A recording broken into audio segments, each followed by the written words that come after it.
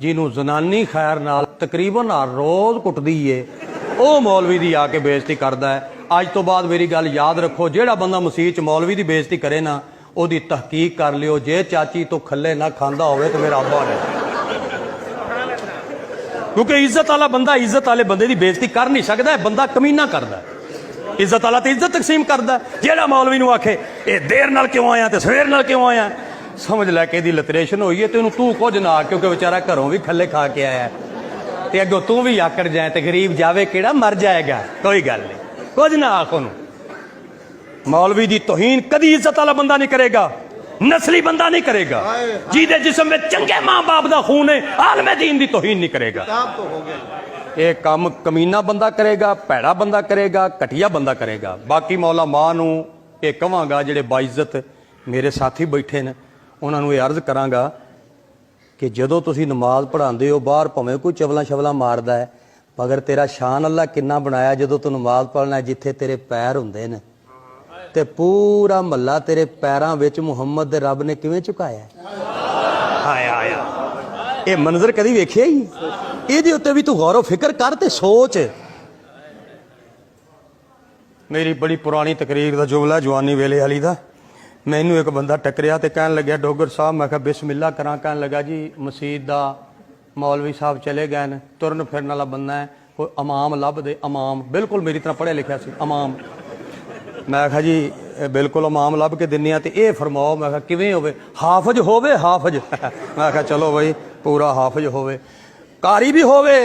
ਅੱਛਾ ਵੀ ਕਾਰੀ ਵੀ ਹੋਵੇ, ਮਸਲੇ ਵੀ ਦੱਸੇ। ਅੱਛਾ ਜੀ ਮਸਲੇ ਦੱਸੇ, ਗੁਸਲ ਕਫਨ ਵੀ ਦੇ ਲਵੇ, ਗੁਸਲ ਕਫਨ ਵੀ ਦੇ ਲਵੇ, ਤਕਰੀਰ ਵੀ ਤੇਰੀ ਤਰ੍ਹਾਂ ਟਿਕਾ ਕੇ ਕਰੇ, ਤਕਰੀਰ ਵੀ ਟਿਕਾ ਕੇ ਕਰੇ, ਛੁੱਟੀ ਕੋਈ ਨਾ ਕਰੇ। ਅੱਛਾ ਜੀ ਛੁੱਟੀ ਵੀ ਕੋਈ ਨਾ ਕਰੇ, ਸ਼ਾਦੀशुदा ਹੋਵੇ। ਅੱਛਾ ਜੀ ਬਾਲ ਬੱਚੜਦਾਰ ਹੋਵੇ। ਸਾਰੀਆਂ ਗੱਲਾਂ ਉਸ ਕਰ ਲਈਆਂ। ਮੈਂ ਕਿਹਾ ਤਾਇਆ ਹੁਣ ਇਹ ਦੱਸ ਵੀ ਉਹ ਖਿਦਮਤ ਕਿੰਨੀ ਕਰੋਗੇ?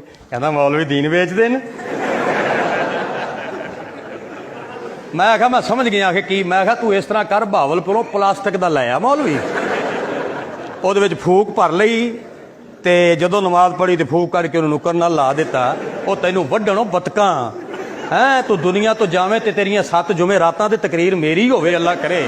ਤੈਨੂੰ ਹਯਾ ਨਹੀਂ ਆਂਦੀ? ਤੇਰੀ ਸੱਸ ਹੈ, ਸਾਡੀ ਕੋਈ ਨਹੀਂ। ਤੇਰੀ ਰਿਸ਼ਤੇਦਾਰੀ ਹੈ, ਸਾਡੀ ਕੋਈ ਨਹੀਂ। ਸਾਡੇ ਬੱਚੇ ਪੈਸੇ ਨਹੀਂ ਮੰਗਦੇ, ਨਹੀਂ ਅਸਾਂ ਕੀ ਖਾਂਦੇ ਆ, ਅਸਾਂ ਖਲ ਖਾਂਦੇ ਆ। ਉਹ ਬੰਦੇ ਦੇ ਪੁੱਤਰਾਂ ਵਾਲਾ ਕੰਮ ਕਰ, ਹੋਵੇ ਪੜ੍ਹਿਆ ਲਿਖਿਆ, ਤੇ ਉਹਨੂੰ ਵਾਲਾ ਦੀਨ ਵੇਚਦੇ। ਇਸ ਵਾਸਤੇ ਸ਼ਫਕਤ ਕਰੋ ਤੇ ਮਿਹਰਬਾਨੀ ਕਰੋ, ਆਪਣੇ ਉਲਮਾ ਦੀ ਕਦਰ ਕਰੋ, ਉਲਮਾ ਦਾ ਇਹਤਰਾਮ ਕਰੋ।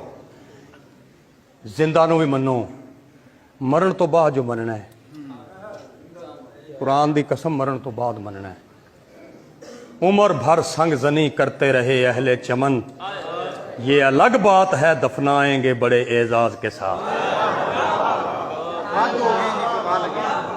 ਜਿਹੜੇ ਬਾਬਿਆਂ ਨੂੰ ਜ਼ਿੰਦਗੀ ਸਾਰੀ ਅਸੀਂ ਸੋਲੀ ਤੇ ਚੜਾਇਆ, ਤਕਲੀਫਾਂ ਦਿੱਤੀਆਂ ਨੇ, ਮਰਨ ਤੋਂ ਬਾਅਦ ਇਹਨਾਂ ਦੀਆਂ ਕਬਰਾਂ ਤੇ ਗੁੰਬਦ ਬਣਾਏ ਤੇ ਚਾਦਰਾਂ ਚੜਾਈਆਂ, ਕੀ ਮੰਨਿਆ ਤੇ ਫਿਰ ਕੀ ਮੰਨਿਆ ਸੋਹਣਿਆ? ਫਿਰ ਵੇਖਣ ਆਣਾ ਜ਼ਿੰਦਗੀ ਚ ਮੰਨ, ਕਿਸੇ ਵੇਲੇ ਜ਼ਿੰਦਗੀ ਵਿੱਚ ਵੀ ਪੈਰ ਚੁੰਮ।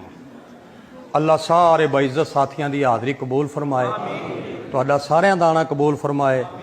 ਲਫ਼ਜ਼ 1 ਮਿੰਟ ਦਾ ਹੈ, ਮੰਨ ਲਓ ਭਲਾ ਤੇ ਨਾ ਮੰਨੋ ਭਲਾ। ਬੰਦਾ ਸਾਰਾ ਦਿਨ ਮਿਹਨਤ ਮਜ਼ਦੂਰੀ ਕਰੇ ਤੇ 8 ਘੰਟੇ ਲਾਵੇ, ਤੇ ਜਦੋਂ ਮਾਲਕ ਆਖੇ ਲੈ ਜੀ ਮਜ਼ਦੂਰੀ ਦਾ 500 ਲਵੇ ਤੇ ਆਖੇ ਮੈਂ ਰੁੱਸ ਗਿਆ, ਉਹ ਬੰਦਾ ਅਕਲਮੰਦ ਹੀ ਹੈ ਨਾ? ਬੋਲੋ। ਉਹ ਸਾਰਾ ਦਿਨ ਖੱਜਲ ਖਰਾਬ ਹੋਇਆ, ਮਜ਼ਦੂਰੀ ਕੀਤੀ ਏ, ਤੇ ਜਦੋਂ ਟਾਈਮ ਮਜ਼ਦੂਰੀ ਲੈਣ ਦਾ ਆਇਆ ਤੇ ਰੁੱਸ ਕੇ ਚਲਿਆ ਜਾਵੇ, ਅਕਲਮੰਦ ਹੈ? ਨਹੀਂ। ਸਾਰੀ ਤਕਰੀਰ ਸੁਣੀਏ, ਤਬਲੀਗ ਸੁਣੀਏ, ਜੇ ਤੁਸੀਂ ਦੁਆ 'ਚ ਸ਼ਾਮਲ ਨਾ ਹੋਵੋ, ਮੈਂ ਨਹੀਂ ਸਮਝਦਾ ਵੀ ਆਪਾਂ ਕੋਈ ਅਕਲ ਦਾ ਸੌਦਾ ਕੀਤਾ।